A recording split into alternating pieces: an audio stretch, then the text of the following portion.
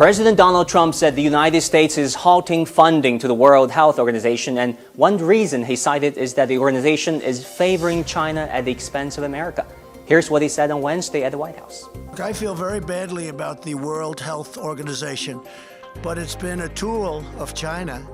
It's been, as I say, totally China-centric, and it's like they control this group. So is the WHO controlled by China? Well, if you look at the organization's leadership, the 21 most senior members represent 19 different countries, and half are actually from the US, Europe, or Canada, and only one is from China. To be honest, it's even insulting to look at that way, to politicize staff members' backgrounds. After all, they're doctors, epidemiologists, aid workers, and public health experts by training or through practice with decades of experience. Even so, some folks still have the impression that China somehow has bought its way into the WHO. Well, China gave the third largest amount of membership fees in 2018 through 2019, below the US and Japan, but according to the WHO, membership fees now only account for less than a quarter of the organization's total financing.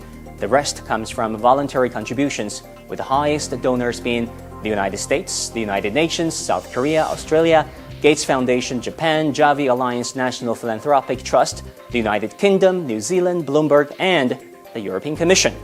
When the two funding sources are combined, China was just the sixth largest state funder and ranked even lower if you add corporations and non-government organizations. Another accusation by President Trump against the WHO was that it is following China's narrative on the coronavirus and didn't do enough to stop it. But with all due respect, Mr. President, you yourself followed China's narrative just a few months ago when you praised China at least 15 times for its handling of the coronavirus outbreak, including this tweet where you said, "The U.S. greatly appreciates China's efforts and transparency."